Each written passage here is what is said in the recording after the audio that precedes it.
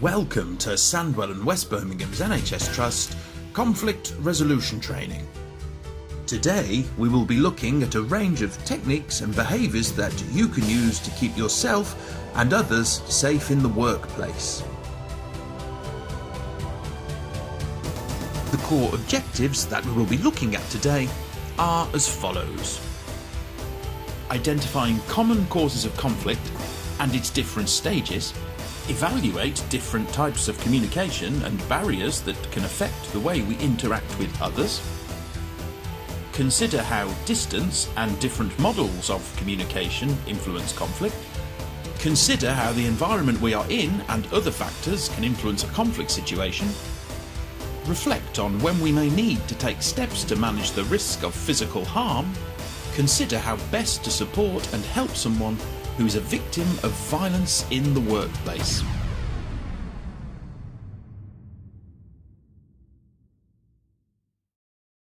Objective 1.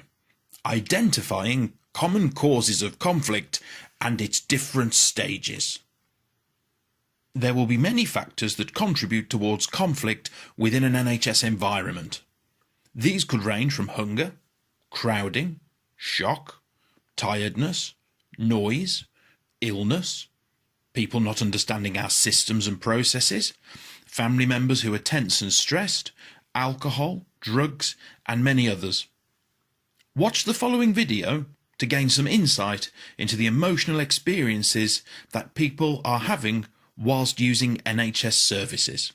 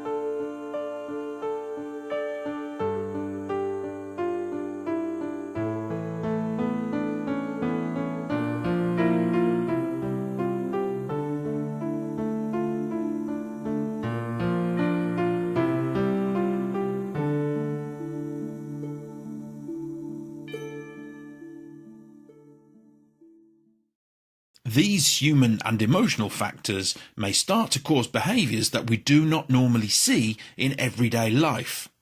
Watch the following video for an understanding of how conflict can begin and start to escalate. Stage 1 of the aggression ladder is frustration. The warning signs that may indicate someone is becoming frustrated include accentuated body language, general use of bad language, frustrated tone of voice, and the volume of voice starting to rise. Yeah. How are you? Good. No, I'm good. Hey, we're looking for Ian. Hey, do you know, can you go onto my desk and see if we can, sorry, I'm just getting a signal. Joyce, are you there? Okay.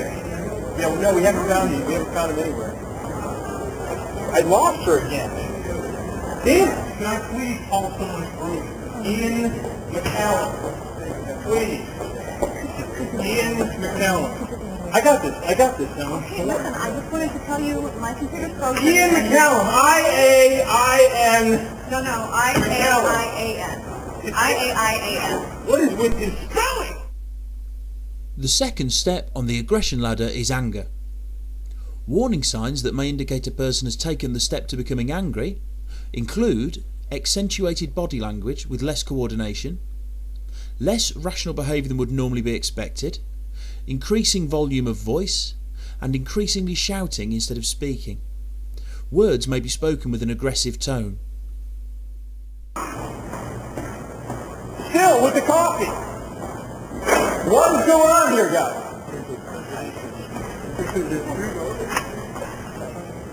Coffee? Oh, just a moment. Okay.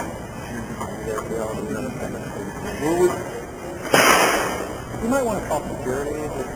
Down. I'm fine. I'm sorry. Sorry. Is everything okay? Everything's good. Listen, would you just Yeah, wait for a second? We're okay? Yeah, sorry about that. I know you guys are busy.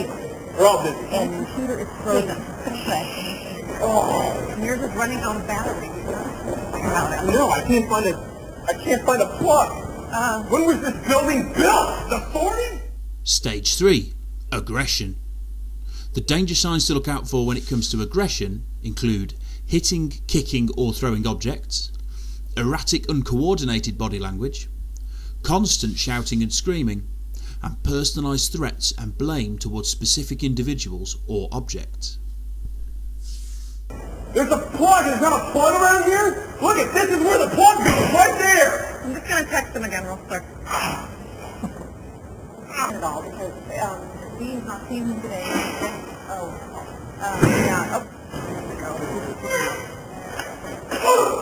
Ellen! Yeah. Where is this guy? I don't know. I just talked to his wife. She doesn't know where he was 10 o'clock this morning. Come on! It's a big deal! Yeah! The fourth and final rung on the aggression ladder is violence. The danger signs for violence include uncontrollable rage with uncontrollable body language, incoherent shouts and screams, personalised threats towards any individuals present, the physical assault of people whether they are involved or not, and individuals who have reached this level of aggression will appear unable to listen or hear anything that is said to them. They started without us? That's him! Hey! Oh! Ian, where are you?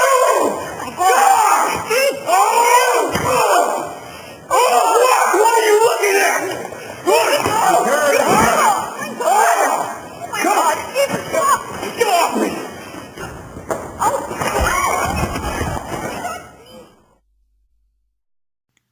Remember, there are many factors that can affect the behaviour of our patients and their relatives. Also, bear in mind the stages that conflict will progress through and the speed that it may escalate at. Objective 2. Evaluate different types of communication and barriers that can affect the way we interact with others.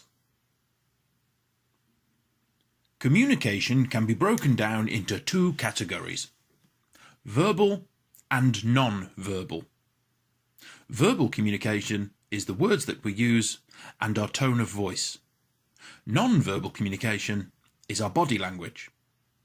Both are very important in how we effectively communicate and send messages to others. There is a long-standing myth that words constitute only 7%, the least amount, of how we communicate with other people. This is based on a misreading of research done in the 1960s by Dr. Albert Mehrabian. Mehrabian's research did not say that words are the least important part of a message, only that words must be accompanied by sincere tone and body language if they are to be believed. In a nutshell, this means if you look friendly and you sound friendly, then your words will be trusted. If, however, your words on the surface sound friendly, but your tone and body language are rushed, hurried, or stressed, the person you are dealing with will not take your words at face value. Remember, when communicating in an NHS care setting, there may also be factors affecting people's ability to communicate clearly and easily with yourself. These may include stress, mental health, cognitive impairments, noise, shock, sensory impairment, learning difficulties, medication or drugs, and potentially combinations of these factors occurring simultaneously. It is also vital when evaluating communication differences that we bring culture and cultural differences into the picture. We each grow up in our own individual culture. We can run into trouble in conflict resolution where we think that our cultural norms are correct and other cultural norms are incorrect. In reality, the world is a much more complex place than we like to imagine. Watch the following video for some insight into cultural differences and how they affect communication.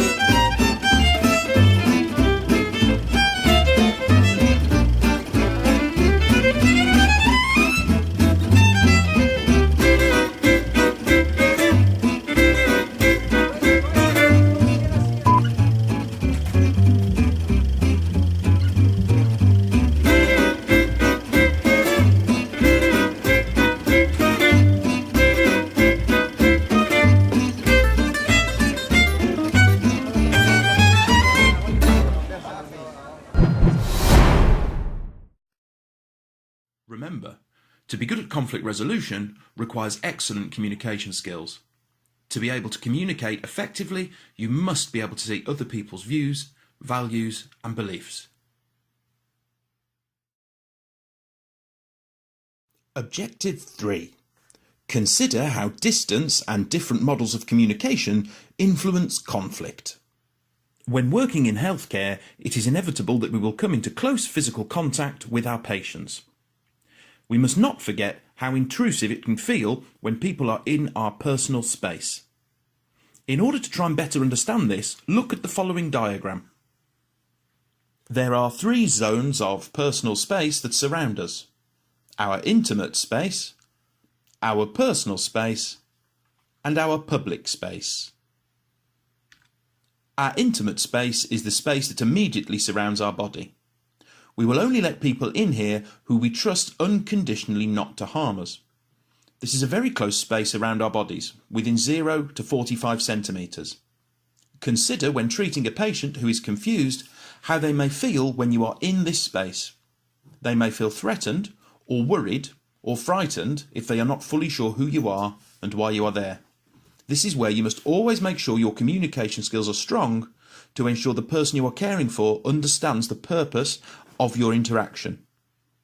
It is further important to understand that if somebody is becoming confrontational and they enter this space, we will start to feel threatened. It is vital that we open this space up very quickly by stepping backwards in the event that somebody invades it without our permission. Once a person enters our red circle, we have almost no time to protect ourselves in the event that they become physically aggressive. The next zone to look at is the orange circle, the personal space. This is the space where people interact most comfortably with one another. People who we believe to be non-hostile to ourselves are always welcome in this area. If we start to feel threatened or frightened, we may wish for that individual to move out of the orange space into the green. The orange space, the personal space, is between 45 and 180 centimetres around our bodies. Providing that we do not feel frightened, we are comfortable to be in this space with individuals for long periods of time. The final zone to look at is the green circle, the public zone. The public zone is reserved for people who show warning and danger signs. We need to keep people here who are showing that they are on the aggression ladder. The higher up the aggression ladder a person goes, the further away we should aim to keep them. This zone is 6 to 13 feet from our bodies, which is 1.8 to 4 metres. At this distance, somebody does not have the immediate ability to attack us without us first recognising what their intentions are. Once we understand these zones, we can then start to look at different types of stances that we can take in order to maximise our safety. Observe the following diagram. This is called neutral stance. In neutral stance, you will see the person is assertive but unthreatening. Hands are in front of the body, and the feet are shoulder width apart. You will also see a bladed stance. That means that the feet are not side by side, one foot is slightly in front of the other. This stance is useful to adopt when somebody is at the lower level of the aggression ladder. If a person is angry or upset, in this position we have our hands safely in front of us. We are not pointing at them nor showing hostile gestures. In the event of an emergency, and a sudden change in the aggression shown towards us, we could still protect ourselves very efficiently from this position in a very short space of time. If the situation escalates and we are dealing with a person who is higher on the aggression ladder, then we can move to defensive stance. Defensive stance is still assertive but unthreatening, and our hands are used in this position to try and calm somebody down. Importantly, we do not show our palm to the person's face. Our palm should point towards the floor as though we are bouncing a basketball. Our stance should be slightly wider for better balance, and having our hands in a slightly raised position gives ourselves the opportunity to defend ourselves should an emergency arise. These stances must also be coupled again with outstanding communication skills in order for them to be effective. Simply standing in the right position will not achieve anything if it is not accompanied by good quality communication. We now need to combine this knowledge of stance and position with some models of communication. The first model of communication that we are going to look at is the palms model. Palms stands for position, attitude, look and listen, make space, and stance. Position is much of what we have already discussed. Consider where you are in relation to the individual and whether you are invading their space or indeed whether they are invading your space. Attitude is all about our mindset and how we present ourselves to the other individual. Are we looking to help them? Are we showing empathy and kindness? Does this person understand that we are there to resolve a conflict, not to cause one? Look and listen requires that we absorb information with all of our available senses. Does the person we are talking to see somebody who cares? Do we look attentive? Are we paying attention to what they are saying? Also, are we looking at their body language and posture? Are they getting calmer or are they getting angrier? We must be aware of these factors when dealing with a conflict. Make space. It is vitally important that we do not crowd other people or indeed allow our own space to be crowded. Much of this has already been covered previously, but please remember it is vitally important to ensure that all parties during a conflict situation have their personal space maintained. The last thing to consider is stance.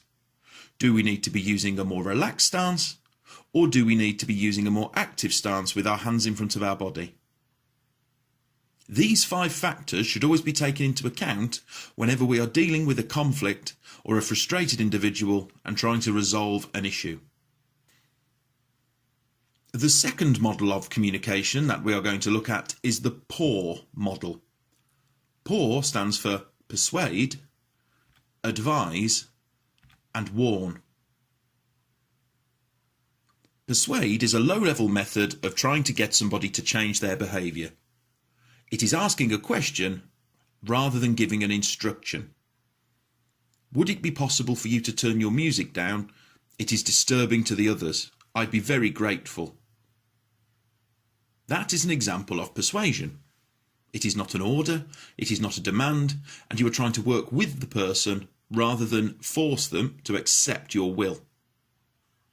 Advise is a higher level of assertiveness.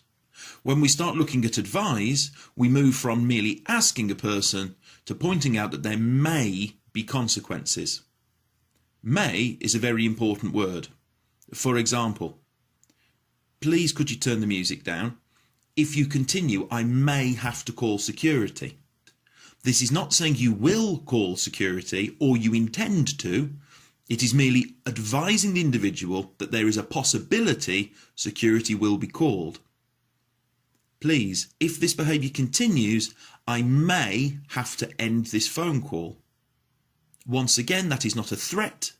It is simply advising somebody on possible consequences. Warning. A warning has one key difference from the advise stage. A warning talks about what will happen if the behaviour continues. Remember, advise uses the word may. Warning, will. I'm afraid, sir, if you do not turn the music down, I will have to call security. I'm afraid if this behaviour continues, I will have to end this conversation. Now, crucially, when a warning is given, we should always follow it up with another phrase. But I don't want that to happen. If you do not turn the music down, I will have to call security, but I don't want that to happen. Please, can you turn it down?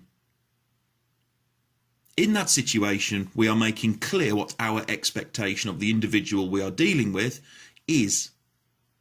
Additionally, we are also trying to show them that we do not wish to take that step. Whenever we move towards a scenario of warning somebody, we must be prepared to carry it out. If we warn somebody but we do not act upon it, we are weak and we are easily overrun by the other individual. The final model for us to consider is that of the island and the bridge. The island and the bridge is especially useful when dealing with an individual who lacks capacity or understanding of the situation that they are presently in. There are a range of physical and mental health conditions that can produce a confusion within an individual. The island and the bridge is a technique for trying to understand where an individual is at and the best way of trying to manage that situation. On the left-hand side, we have our shared reality. With full capacity and good mental health, this is where we are. We all, however, have a bridge. The bridge connects us to our own individual reality, our island. On our own individual reality, we are there alone unless somebody comes to join us. When somebody is in a confused state, but lacks a permanent injury or cognitive impairment, they are on the bridge. We can therefore bring them back to shared reality by reorientating them and explaining where they are. However, when an individual moves over to the island, there is no way back. Take, for example, an elderly gentleman. He was a mechanic in his prime. He worked as a mechanic until he retired aged 65. Now, aged 87, he has an advanced vascular dementia. The elderly man continuously climbs underneath his bed. From our point of view in shared reality, this is a strange behaviour. However, knowing his history, we can start to understand that this man is a mechanic, and being under the bed, in his reality on the island, is him fixing a car. Once somebody is on the island, and we try to drag them back to reality, we will cause aggression, anger, and confusion. In order to manage this man, we join him on the island, and we ask him, "How is the car? What are you fixing? Can I help?" By doing this, we begin to engage with the individual and enter their reality.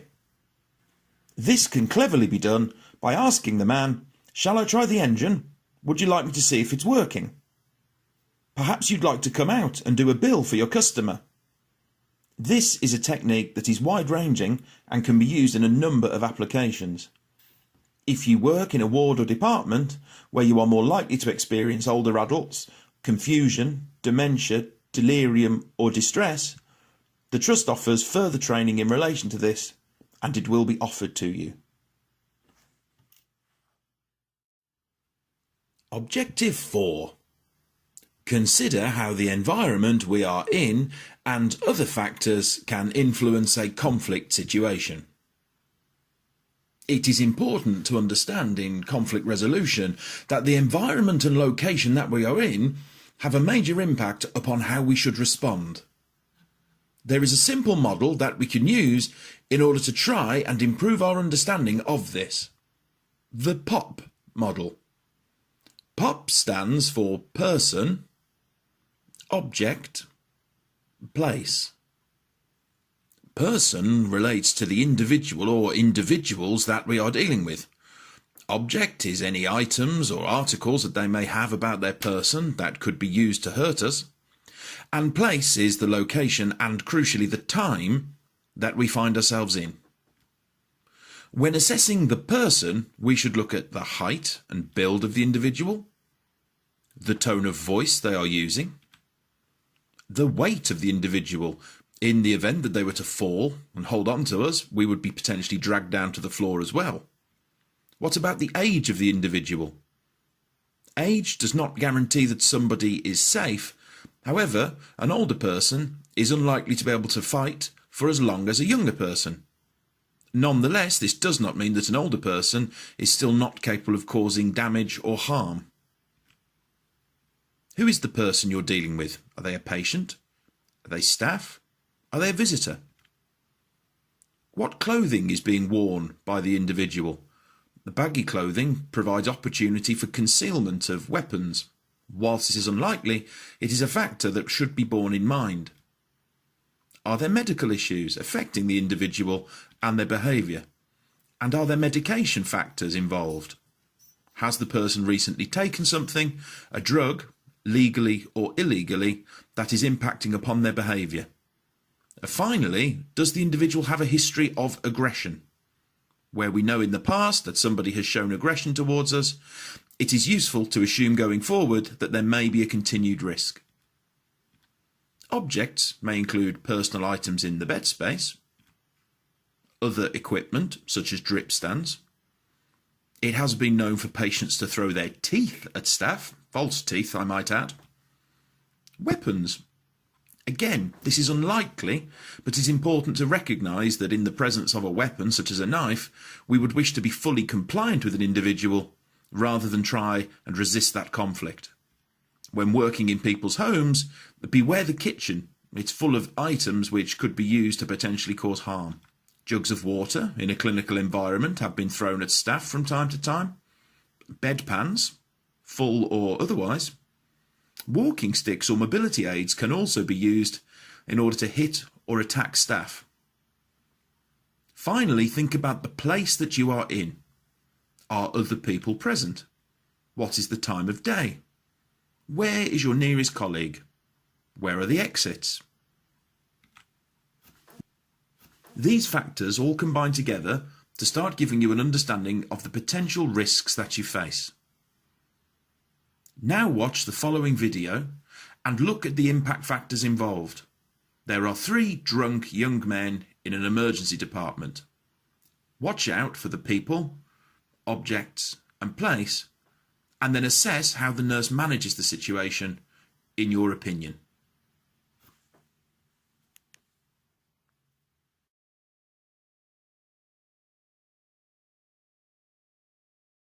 You managed to do this to yourself then, eh? Oh dear. It's not good on a Saturday night, is it? All right, isn't it? We'll get you sorted, all right?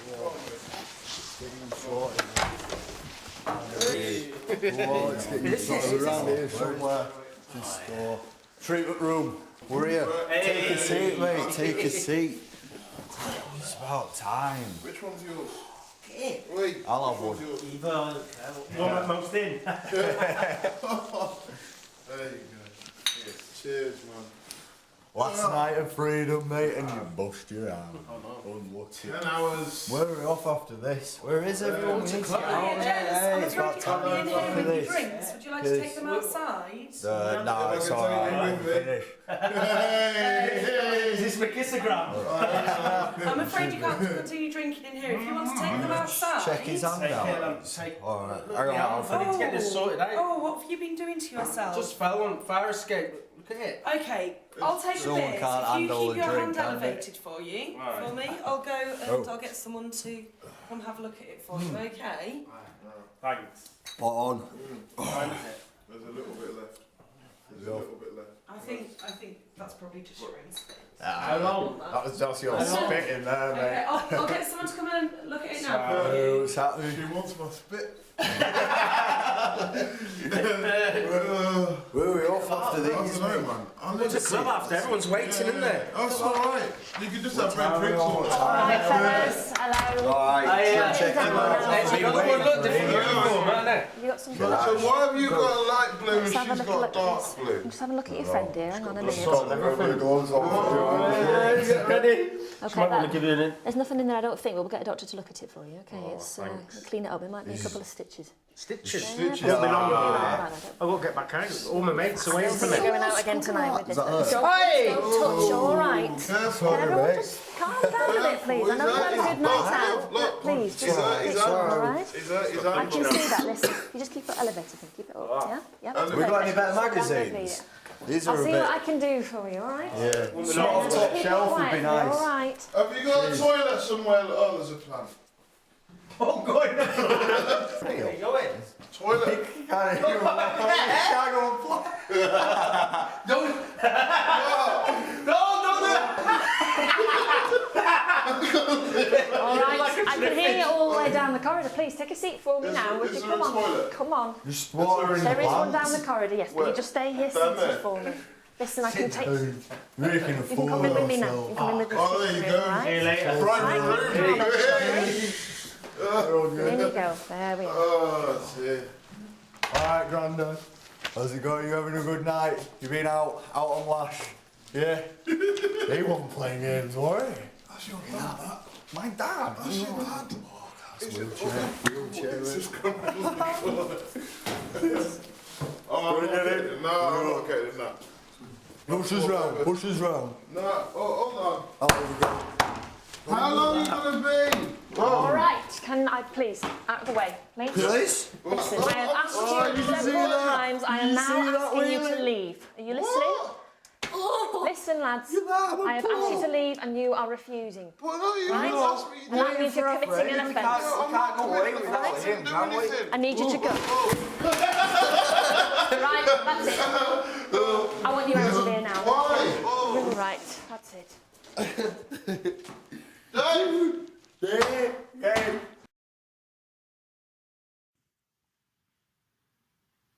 Whilst this is an example that most of us probably won't come across unless we work in emergency care, there are still some good learning points to take from it. Ultimately, there are 3 young men and there is 1 staff member. Were those men to become nasty, the staff member would be extremely vulnerable. She is in a confined area, there is no clear escape routes, and there are no colleagues there for her support. In this type of situation, it would be far more sensible to simply go and get assistance without challenging the gentleman about their behaviour. Remember, there are no 100% answers when it comes to understanding risk and conflict resolution, but you must think before you act. Your judgment is the most important thing that you have when faced with these types of situation. Objective 5. Reflect on when we may need to take steps to manage the risk of physical harm. Also linking into this is Objective 6, which is to consider how best to support and help someone who is a victim of violence in the workplace. First of all, it is important to stress that if we are in a situation where conflict looks like it is going to escalate into physical violence, the first thing we should look to do is withdraw or remove ourselves from the situation. In scenarios where that is not possible, there is another option that we are legally entitled to do, which is use force. Keeping it simple, the use of force is any time we lay our hands on another person without their consent. The law permits us to use a reasonable amount of force in our roles. Normally at this point, somebody says, well, what is reasonable? Nobody knows. In fact, the law could not be any clearer. Reasonable force requires 2 things. Number 1, we must be using force in order to be attempting to prevent harm to a human being. Number 2, we may use such force as is necessary, not excessive, only what is needed. There are various parts of legislation that give permission to different people to use force under different circumstances. The easiest way to think about it is simply to satisfy the 2 criteria. Number 1, is a human being either having harm caused to them or in danger of having harm caused to them? If the answer is yes, then I may intervene either for myself or on someone else's behalf in order to prevent the harm being caused. If a 3-year-old child is punching a nurse in the leg, and I walk up and therefore punch the child in the leg, one would argue that that is not reasonable. A fully grown adult does not need to punch a child. However, were it a fully grown 17-year-old child attacking a nurse, then potentially security may have to restrain that individual forcibly depending on their size. It is vitally important to take the understanding away that force may be used only as a last resort and in order to prevent harm to a human being. Remember, you must always withdraw whenever possible. Never put yourself at risk to protect property. Whilst there are sections of the law that permit us to do this, property is easily replaced. Human beings, less so. Remember that use of force also extends to indecent assault. If you are being grabbed, groped or touched inappropriately, whilst you may argue that that is not directly physically harmful, it still constitutes an assault, and you are still entitled to ensure that that touching behaviour stops immediately. Remember that linking on from this is also objective number 6. Objective number 6 refers to how best we can support and help someone who is a victim of violence in the workplace. In the unlikely event that you or somebody you know is the victim of violence in the workplace, there are some simple things that we can do to try and support them. The first is to consider practical support, such as help completing investigation forms and incident reporting forms. Providing someone with an opportunity to talk to you informally about what they have experienced can also be useful. Furthermore, referring them to emotional support, such as counselling, and/or offering them time to recover, also is very helpful. Where necessary, short-term, a change in working conditions or a change in job role may also be beneficial. Staff will be retained longer. Staff will take less time to recover. The trust will gain a reputation as a good employer, and staff are more committed to the trust. Please remember again that any time a situation becomes physically confrontational, our first priority should be to remove ourselves from it. In the event that is not possible, you may use such force as is needed in order to prevent harm occurring to a human being. Thank you for watching the Sandwell and West Birmingham NHS conflict resolution training video. We hope you enjoyed it, and the video is now finished. Goodbye.